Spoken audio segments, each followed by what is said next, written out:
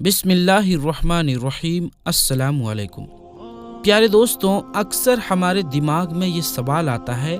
کہ اگر سور اتنا ہی پلید اور ناپاک جانور ہے تو پھر اللہ تبارک و تعالیٰ نے اس کو پیدا ہی کیوں کیا؟ کون سی ایسی وجہ ہے کہ سور کو مسلمانوں کے لیے حرام قرار دیا گیا؟ ہم نے اپنے بڑوں سے یہ بھی سن رکھا ہے کہ سور کا نام لینا بھی گناہ ہے اور اس سے مسلمان کی زبان ناپاک ہو جاتی ہے۔ کیا واقعی زبان ناپاک ہو جاتی ہے اور 40 دن کے لیے مسلمان سے ایمان دور چلا جاتا ہے؟ مغربی دنیا میں کیوں اس جانور سے بے پناہ پیار کیا جاتا ہے؟ یورپی یونین سور کے گوشت کو ایشیائی دیشوں میں عام کرنے کے لیے کیوں تمام دیشوں سے بیوپار کر رہا ہے؟ پیارے دوستوں، یہی وہ سوالات ہیں جن کو آج کے دور میں جاننا سب مسلمانوں کے لیے ضروری ہو گیا ہے، اور یہ بھی کہ جب حضرت عیسیٰ علیہ السلام نازل ہوں گے تو وہ سور کو کیوں قتل کریں گے؟ پیارے دوستوں، سور وہ اکیلا جانور ہے کہ جس کو کبھی پسینہ نہیں آتا، جس کی وجہ سے اس کے شریر سے زہریلے چیزیں نکل نہیں پاتی، اور یہ عمر کے ساتھ ساتھ اس قدر زہریلا ہو جاتا ہے کہ اس پر جلدی کوئی زہر اثر نہیں کرتا۔ یہ سبزی اور گوشت کھانے والا جانور ہے، لیکن بھوک لگنے پر دوسرے جانوروں کے ساتھ ساتھ اپنا پخانہ بھی کھا جاتا ہے۔ سور کی پیدائش کا ذکر کرنے سے پہلے اس بات کا ذکر کرنا ضروری ہے کہ اس کو حرام کیوں کیا گیا۔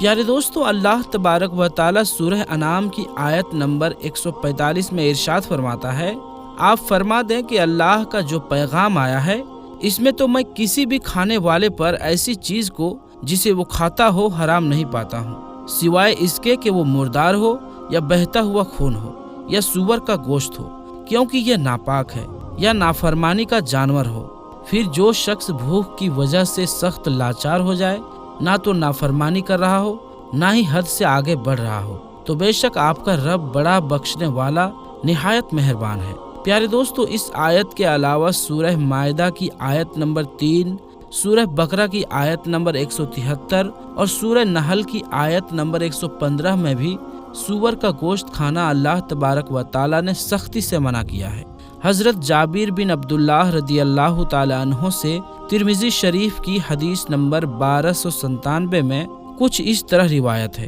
کہ حضور پاک صلی اللہ تعالی علیہ وآلہ وسلم نے ارشاد فرمایا، اللہ تبارک و تعالی اور اس کے رسول نے شراب، مردار،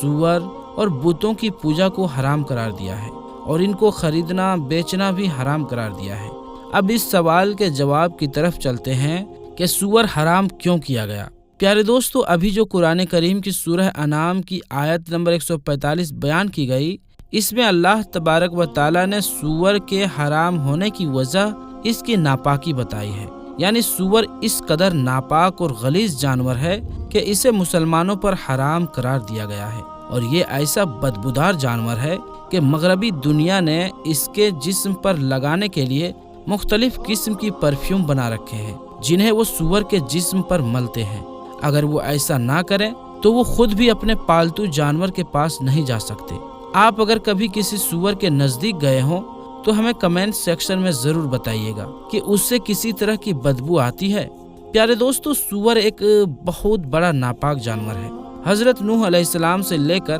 حضرت محمد مصطفیٰ صلی اللہ تعالی علیہ وسلم تک تمام انبیاء سور کو حرام قرار دیتے آئے ہیں، یہاں تک کہ جب حضرت عیسیٰ علیہ السلام نازل ہوں گے تو وہ بھی سور کو قتل کریں گے، جو کہ اس بات کی نشانی ہوگی کہ سور بہت بڑا ناپاک اور حرام جانور ہے۔ اسی وجہ سے حضرت عیسیٰ علیہ السلام سور کو قتل کر کے یہ بتائیں گے کہ یہ حرام جانور ہے۔ اور میرے دوستوں، سور کے اندر بری باتیں پائی جاتی ہے جس کی وجہ سے اس کے کھانے والوں پر اس کا برا اثر پڑتا ہے، اور یہ آپ سور کھانے والے قوموں میں اچھی طرح ملاحظہ کر سکتے ہیں کہ وہ کیسے بے شرمی کی حد پار کر رہے ہیں۔ پیارے دوستو، سور اپنی مادہ کے لیے خود دوسرے نر کو پسند کرتا ہے اور ان کو گھیر کر اپنی مادہ کے پاس لاتا اور خود ہی ان دونوں کا ملاپ کرواتا ہے۔ یہ دنیا کا اکیلا جانور ہے جو کہ ہم جنس پرستی کو بہت پسند کرتا ہے۔ انہی عادات اور خصلتوں کی وجہ سے سور کو قرآن پاک میں ناپاک کہہ کر پکارا گیا ہے،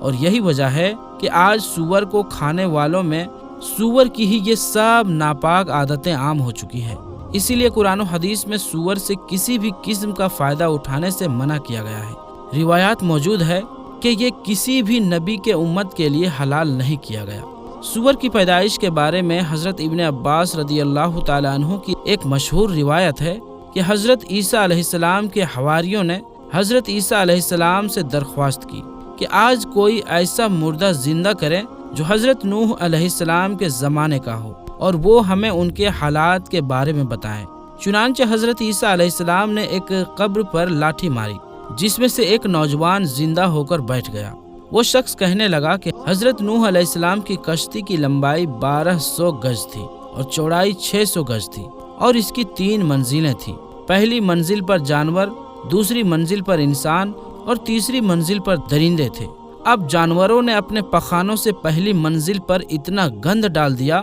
کہ بیماریاں پھیلنے کا خطرہ ہونے لگا۔ تو حضرت نوح علیہ السلام اللہ تبارک و تعالیٰ کے حضور سجدہ ریز ہوئے تو اللہ تبارک و تعالیٰ نے سور، نر اور مادہ دونوں کو پیدا فرمایا جو کہ ہاتھی کے شریر سے نکلے، اور وہ فوراً گندھ اور جانوروں کا پخانہ اور وہ سب گندگی جو جانوروں کی وجہ سے وہاں پھیلی ہوئی تھی سب کھا گئے، اور وہ سب گند انہوں نے ختم کر دیا۔ اسی لیے حضرت نوح علیہ السلام ہی وہ پہلے نبی تھے جنہوں نے اس کی پیدائش کے بعد جب دیکھا کہ اپنا اور دوسرے جانوروں کا پخانہ کھا جاتا ہے تو اس کو اپنی شریعت میں حرام قرار دے دیا۔ پیارے دوستو، اکثر جو ہم اپنے بڑوں سے سنتے ہیں کہ خنزیر یا سور کا نام نہیں لینا چاہیے، اس سے زبان ناپاک ہو جاتی ہے اور 40 دن کے لیے ایمان دور چلا جاتا ہے، یہ سب باتیں بالکل غلط اور من گھڑت ہے۔ اس بارے میں ہمیں کوئی حدیث یا مستند روایت نہیں ملتی۔ اس 40 دن ایمان سے دور رہنے والی بات کی کوئی حقیقت نہیں، اور اب تو جدید سائنس نے بھی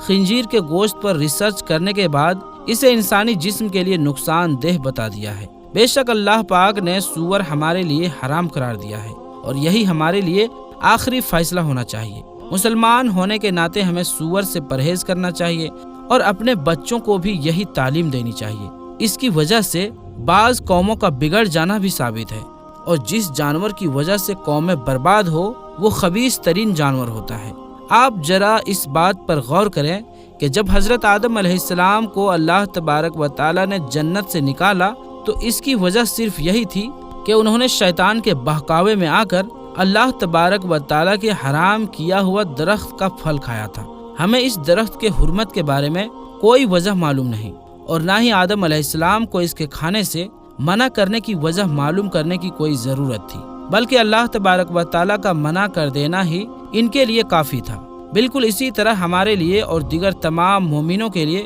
اتنا ہی کافی ہے کہ اللہ تبارک و تعالیٰ نے سور کو حرام قرار دیا ہے۔ قرآن پاک میں ارشاد باری تعالیٰ ہے، اور نہ کسی مومن مرد کو یہ حق حاصل ہے اور نہ کسی مومن عورت کو کہ جب اللہ تبارک و تعالیٰ اور اس کے رسول صلی اللہ علیہ وآلہ وسلم کسی کام کا فیصلہ یا حکم فرما دیں تو ان کے لیے اس کام کو کرنے یا نہ کرنے کا کوئی اختیار نہیں ہے، اور جو شخص اللہ اور اس کے رسول صلی اللہ علیہ وآلہ وسلم کی نافرمانی کرتا ہے تو وہ یقیناً کھلی گمراہی میں بھٹک گیا۔ اللہ تبارک و تعالیٰ سے دعا ہے کہ اللہ تبارک و تعالیٰ ہمیں اپنی اور اپنے محبوب صلی اللہ علیہ وآلہ وسلم کی نافرمانی سے محفوظ رکھے اور اپنی زندگیوں کو ان کے بتائے ہوئے طریقوں پر گزارنے کی توفیق عطا فرمائے، آمین یا رب العالمین۔ تو دوستو، آج کی اس ویڈیو میں بس اتنا ہی، انشاءاللہ ملیں گے اگلی ویڈیو میں، تب تک کے لیے السلام علیکم، اللہ حافظ۔